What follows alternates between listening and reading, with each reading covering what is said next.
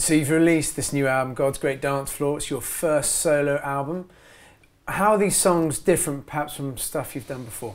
Well, I think they've come out of this period of transition, of starting in a, okay God, what am I going to do? I'm always hunting for those moments that are way above and beyond what we can just do in the normal.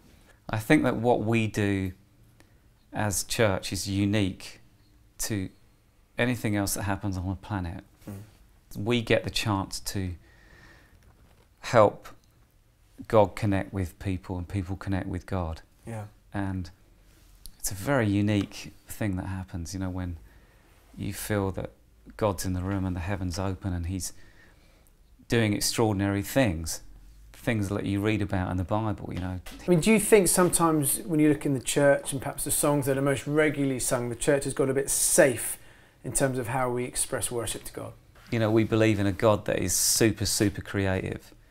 You know, you look at some of the paintings that is painted through people, you know, some of the incredible poetry. So we know all of that exists and more, and yet somehow we find it difficult to let that into our local church setting. You know, it's how do we do that? Yeah. And I think that is a great challenge, but we've got to widen out. We've got to find space for all those creative bits, because otherwise we won't really reflect the community that we live in, because all that's going on and more.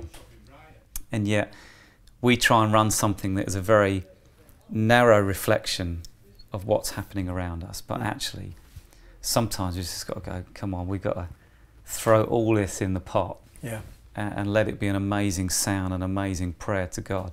That really is worship, isn't it? It's the community coming together. Come on, we're gonna tell God how amazing He is with everything that we've got. So God's Great Dance Floor, I mean, it's this great image. Yeah. Is that kind of where you're going with that song? I think it is. I was really inspired through this whole time about the story of the prodigal son. And just amazed again at how much he blew it, you know, how this kid runs off with all the inheritance. He just totally ruins his life, spends his dad's money. And yet when he comes back, there's his dad.